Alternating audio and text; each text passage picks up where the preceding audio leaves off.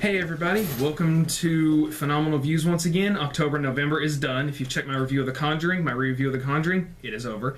I am here with my very first guest of my crossover review, Dustin McCrae, my very first roommate, and we are going to be talking about the movie, the sequel to Thor, Thor Darkworld. So do you want to start?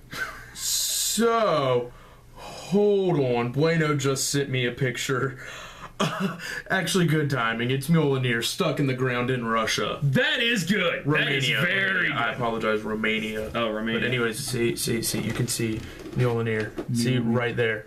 It's Thor's hammer, for those of you who don't know. Now, first off, Thor is my all-time favorite superhero. Growing up, it was Batman, but I realized that Batman is just a rich guy with gadgets. That's beside the point. Thor is my absolute favorite superhero, and the first Thor movie, I thought they did pretty good. I thought they could have done some improvements, but they came back and they just blew me away with Darkworld. Darkworld was awesome. I think they finally grasped the concept of Loki. They did a really good job in the Avengers with Loki, and I think they just brought it completely around full force in Darkworld. Just like you can really get the sense in Thor 2 that he is the god of mischief, whereas they kind of took that away in the first Thor and a little bit in the Avengers. Yeah. But in this one, like, we really get how mischievous he is. But he is a smart A. He also does have a smart mouth in this movie. It's so funny. He does. And, like, now I can understand why a lot of people say they really like Loki. And I was just like, why would you like Loki? He's stupid. But now I get it. Because he's hilarious. Like, he's so funny. And you really, in this movie, you really get a sense of he can be a good guy. Even though he wants to, whatever. He wants to be evil. He does. I mean, if I was that pale, I would be angry too. But... Hi, Matt. Thor was the worst movie ever to exist. Shut up! But basically, this movie kicks off with Odin explaining about the Dark Elves and about how they basically wanted everything in darkness. And the main one, Matt, do not do that. And the main villain was Malekith, the one who was wanting everything to be dark. So we got an explanation of how Odin's father, like, basically won the war, but with Malekith sacrificing his own people, and then he went into like some kind of sleep. Hi, Matt. And they made what was the power that they made? That red power? The ether. Yeah, it's the like ether. this red, like, liquid type thing where the Tesseract, where the Tesseract was like a solid piece of something. This was like just like a full. Yeah, the ether was just like a liquid. It kind of like flowed and did its own thing, and it was red, and it was just like all over the place, and it looked really cool. But they wanted to secure this dark matter because it would turn all 9 universes, or all 9 realms in the universe completely dark, no light whatsoever. So Thor's grandfather, in order to secure this, buried it deep underground where no one would find it in a realm that it didn't even tell us which realm it was in. But it happens to be under London. Yeah, well, but, so it's hidden, and then Jane Foster, finds it. She, like, finds it. She gets sucked into a vortex. It's kind of like the game Portal. And And they basically discover, like, these kids find, like, everything disappears, like, they can drop it, and sometimes it reappears and sometimes it doesn't. yeah, and so she, like, starts walking around because she gets a really strong, I don't know if it was like an EMF reader, but she gets a really strong signal off of it. And so she just, like, walks into a room and she kind of, like, falls down and wakes up, and boom, she's right there where the ether is, in the ether rock. And she kind of, like, reaches up, looks into it, and she, like, goes to stick her hand out, and then she notices the ether starts coming towards her. Yeah. And boom, it, like, injects itself into her arm and into her bloodstream. To protect itself. Yeah, and, like, anytime anybody would come close to Jane, like, the cops tried to arrest her, it sent out, like, this strong electrical force thing that just cleared everything out. They would be like, we got a problem. Oh, and by the way, London has gotten rebuilt pretty fast. I mean, after G.I. Joe Retaliation, which a movie never happened, and the guy who played Malekith was the guy who played Deathstroke, which, trust me, I would want to be a much better bad A villain and instead of being cut out of the movie where you were the main plot of the freaking story. But anyway, so the guy who played one of the Doctors of Doctor Who, he plays the Dark Elf Malekith, who, after they discover that the ether has been, rediscovered, he wakes up and they go on a full, like, invasion of what's Thor's city called? Asgard. Asgard. Like, and it's like the Decepticon invasion of Transformers Dark of the Moon, but just 10 times worse. Yeah, like they come in and the gatekeeper, he like tries to protect the city of Asgard over. He tries to protect the castle. So he throws his sword down a little hole thing, and you see the shield come up over the castle. And next thing you know, the Dark Elves, there's a little mischievous bad words that I'm not gonna say while we're recording. They like destroy it. So the castle's defense just like falls. And they're able to just go right in, land in the castle, and just start killing people left and right. And when you see this, like, you get a sensation of like, oh my gosh, this is gonna really suck. Like, you feel for all these people. And the fact in this movie, Thor's mom, we get to see her step up and go freaking Amazon. Frida, she just straight grabbed a sword, and Malekith is coming in like, you know, I'm gonna kill you, blah, blah, blah. And she just grabs a sword and just starts going at him. They're like in this epic sword fight, and this whole entire time, Jane Foster is in Asgard with Thor. Yeah. Thor takes her back to Asgard to protect her and to get her the help that she needs, because the doctors on Earth can't help her because they don't know about the power of the ether. So they can't help her, so only the doctors in Asgard and the people that can help her are in Asgard. So Thor takes her back, which is really cool because, you know, in the first movie you see at the end, Thor leaves her, and he's like, I'll return for you. Well, then in the Avengers, he's chilling in New York the entire time, and he never goes to see Jane. Well, they explain, though, why that he can't go see her. But still, like, you gotta understand, like, from Jane's point of view, she's pissed. Yes, like, she smacks him. She's like, you didn't come see me. But now Thor's like, look, I'm gonna make it up to you. I'm taking you to Asgard. Best vacation ever. The entire time, like, you're sitting there and Jane's, like, hidden in the background or whatever, while Frida is sitting there fighting Malekith. And before anybody can stop it, Malekith just straight stabs Frida. I did not want her to die. I didn't see that coming at all. I was like, dude, she's going hard. She's about to just kill Malekith. And I don't know where they're going to take the rest of the movie, but he's dead. But no. And then, like, you see, right as soon as Malekith stabs her, Thor comes, like, charging in with Mjolnir, and he just realizes he's too late. Yeah. And they're all, like, devastated. Because these people came in, attacked their home, and killed the queen. Yeah. I'll tell you one thing I really liked, and one thing that was really good in this movie. We do get more character on Loki. Yeah. Like in this one, we don't just get, oh, I'm angry because I don't have the throne. We actually do get a sense that he does somewhat care for people. Like when they go up and explain, hey, your mother's dead, and he just goes on a freaking rampage in his cell. Like, you know, we're thinking, okay, he doesn't care. Whoa, I was wrong. He just destroys everything in his cell. But it's really cool because since he is the god of mischief, he has the power to make things appear as they really aren't. He can put on like a false front, and that's what everybody sees. So Thor goes down to talk to him while he's in his prison cell because Odin forced Loki into prison for what he did in New York. Mm-hmm. And also, he destroyed the Bifrost in the first Thor movie. Yeah. So Odin's like, dude, we can't trust you. We're throwing you in jail. So he's chilling there in jail, and Thor walks up to his cell, and it's this like really cool like fake glass stuff that only Asgardians have. Yeah. And you see Loki, he's just chilling in his normal like green suit or whatever, hair slicked back. He has like nice throwback chairs chilling in his cell or whatever. And Thor just looks at him and was like, no more games. He was just like, no more games, Loki. Show yourself. And everything goes away, and you see his cell is completely trashed. It's filthy. And Loki is sitting on the ground, slouched over, and just like his pants in a shirt. His hair's all over the place. He's bloody, and you could tell he was upset. It looks like he got out of a hangover. Like he. It really did. But, you know, the entire time, like before that, he talked about how he didn't care about Odin. He didn't care about Frida because they weren't his real parents. Because Odin saved him from the Frost Giants. Mm-hmm. When Odin went and fought and beat the Frost Giants, he rescued Loki. We learned that in the first movie. Mm-hmm. And so Loki just straight up tells him, you're not my parents. I don't care about you, whatever. Well, then when Frida dies, we finally get a sense that Loki has a heart. He actually cares. Yeah. Even though these aren't his birth parents, he feels for them. And, you know, when Frida dies, he hurts. He's like, that's the woman who cared for me my entire life. And he sees how upset Thor is. He sees how upset Odin is. But it's his father that he has more of a grudge against. I think it would have to be equal between Thor and Odin. I think he might have a more thing against his father. Yeah, I feel like him and Thor still have a bit of a struggle just because Loki was like, I'm worthy of the throne. You know, I deserve to be king. And Odin's like, you will never be king. your brother Thor will be more of a king than you ever could be. Yeah. And I mean, that hurts. I mean, that would hurt anybody. You know, you're told, you know, oh, I'm the oldest, you know, I'm going to be the leader. And your dad's just like, nah, your little brother's better than you. Yeah, that would suck. Like, I understand why he's pissed. Yeah, and why he tries like his hardest in the first Thor. He's like, I never wanted the throne. I just wanted to be your equal. I just wanted the same respect that you get from father.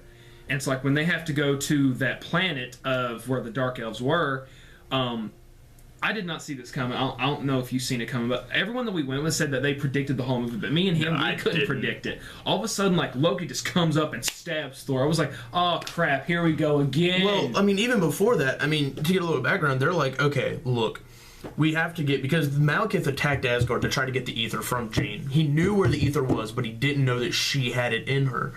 So, this entire time, they're trying to get it out of her or whatever. And so Asgard shuts down the Bifrost. He says no one gets in or out of Asgard, no matter what. I don't care who it is. Don't even let me leave. Yeah. So the king is just like, look, nobody leaves. Well, that's the original reason Thor goes to talk to Loki, because Loki knows hidden places. Loki knows a hidden way to get out. So they all perform an act of treason. Basically. And Jane, Thor, and Loki end up going to Valheim, where the Dark Elves were, and where this like battle is going to take place or whatever. But Thor straight up telling Loki, look, I still don't trust you, but you're the only one who knows to get out. Betray me and I will kill you. And then like Sif and everybody else tells Loki, betray him, I will kill you. It was so hilarious. Especially the last time. You betray him, I'll kill you. Get in line. Yeah. That was so that was funny. This movie was more comical than the first one, but it worked. It did. And like, so like Thor and Loki are walking down, and Loki's like, what can I do to make you trust me or whatever? And like Loki transforms into Sif, and Thor's like, no, stop it. He transforms into Jane. He's like, stop it.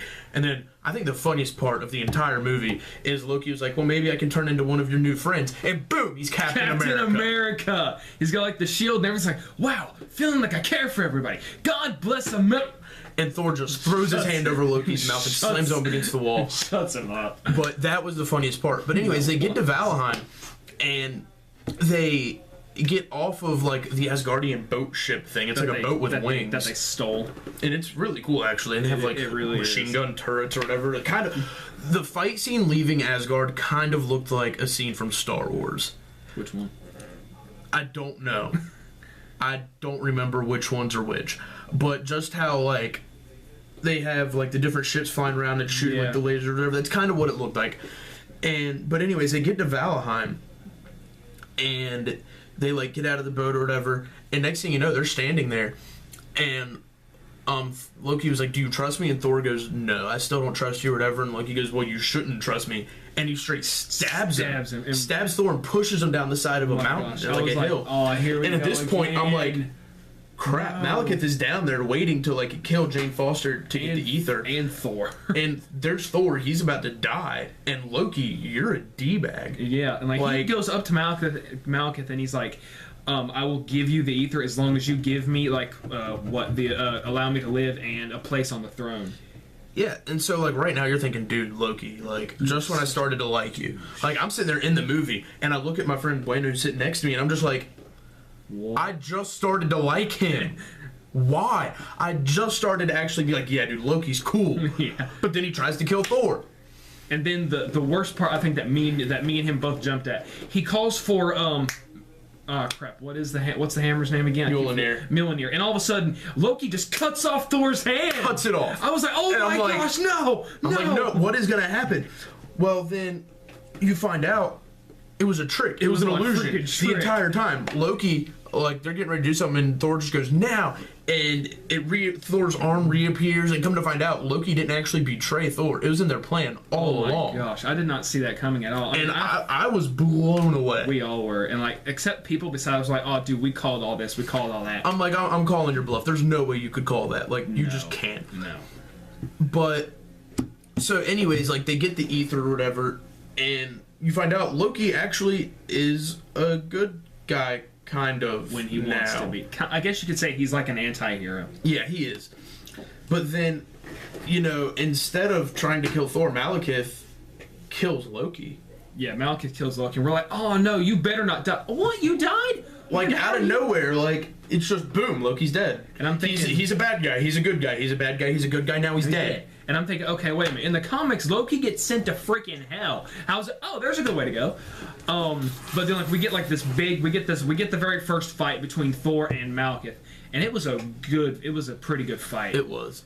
And then when they leave the planet or the world, they go back to Earth, which the battle takes place in London, and they find out that the Professor Eric, the guy that Loki brainwashed, Selvig. He apparently went nuts, and like there's like a video of him on the news, like running around the tomb thing naked, putting like pillars on the ground, and he gets arrested, and he's put on like so many freaking medications.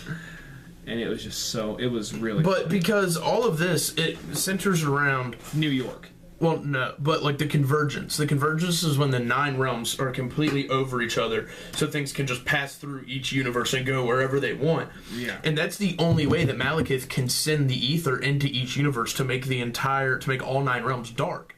That's the only way. And so Eric, he's like, okay, I figured out how to stop it. Like, I put these stakes in the ground, and I cause a magnetic gravity field or whatever, and I twist this thing, and boom, it throws them off to where they never stop over each other. They just keep moving over. Yeah, they keep so going. Nothing bad can happen. But that, unfortunately, does not happen, and now we have another epic scene, except this time, Malekith gets the ether from Jane, and he just looks all more evil than he already did. To be honest, the ether reminded me of Carnage, just because it was red. The red symbiote, and I'm thinking, okay, when Jane touched it, I'm thinking, is anyone thinking Ultimate Spider-Man here, where Gwen Stacy becomes Carnage? So, like, she gets it, and I was like, okay, yeah, now he's absorbed Carnage, so now he's even more powerful. And, like, he just, like, when he fights Thor this time, he beats Thor so freaking much. Oh, we forgot about the one way how, like, the Dark Elves make themselves indestructible. Like, they have to, like, stab each other first. And, like, there's, like, this lava rock that they squeeze. And, like, it makes them, like, into some kind of lava monster, but, like, it turns them back to what they are. And they're, like, almost freaking indestructible. And that's how they broke out a lot of the people that they had in prison in... Asgard. Yeah, there we go. I can't remember the freaking name. But, like, Loki had to... No, not Loki. Thor had to fight one of those monsters, and it's just beating him. You're thinking, okay, you took down a freaking rock monster in the beginning of the film. Why can't you take this guy down? Of course, though, I can understand why, because that thing makes him even more super powerful. But then, how Loki died like a freaking bad A... He basically took this spear thing and stabbed it, and then the guy just grabs Loki and stabs him. But then he takes this grenade that the guy's had and just sticks it on him, and he goes, boom. And, like, Malekith just destroys Thor in the very first fight, but how the fight went was freaking awesome. Yeah, it was a crazy fight. Like, you have, like, all these different portals opening up to take him to different realms. And so you have Thor and Malekith fighting, and they just go from, like, realm to realm to realm. And then you have the British Air Force coming in with their fighter jets, and they end up going through one of the portals, and they go to a different realm. And everybody's just, like, jumping realms. And then at one point, you get sent back to the realm where the Frost Giants live. Oh, that was freaking And awesome. if you remember from the first Thor, there's that huge dog or whatever that Thor, like, throws Mjolnir through his head and kills him or whatever. Well, he reappears out of nowhere. Yeah. And he just, like, starts running rampant through London. Well, was that a gong? Yeah. Sorry, ADD. But... Oh, man. But, so, like, all this is taking place, but the entire time, like... Thor does not have Mjolnir. No, he doesn't. Because he threw it, and every time you think he's going to catch it, they do a little comedy bit thing. Because, like, it's going through different world, and Thor tries to get it, but every time he either gets knocked away, or it gets sucked into another portal. Because what's going on is, like, Dr. Strasnik, or whatever, Svelnik, Strasnik was my grandpa's doctor, not that doctor. Selvig. Yeah, Selvig, that guy. Whoops. Anyways, he's still, like, putting these stakes in the ground to change the gravity field. And so what they're trying to do is get the Dark Elf into one of these areas so they can just, boom, send him to a different realm away with the ether and stop the convergence. But that's why Thor can never get his hands on Mjolnir, because each time they get into one, he, like, hits a portal, goes to a different area. And you see Mjolnir, like, flying through buildings and stuff trying to get to Thor, and he just can't get it. And you're sitting here thinking, okay, without Mjolnir, he's pretty strong, but this guy has all of the energy that can make a universe stored up in him. Yeah. Like, how is Thor going to do this? Like, I just don't see how it can happen. Yeah. and like we go back to the original. We go back to the original place where the first fight went. We go back to that place, and we even find out that Loki did not freaking die. It was an illusion. There are spoilers in this, of course.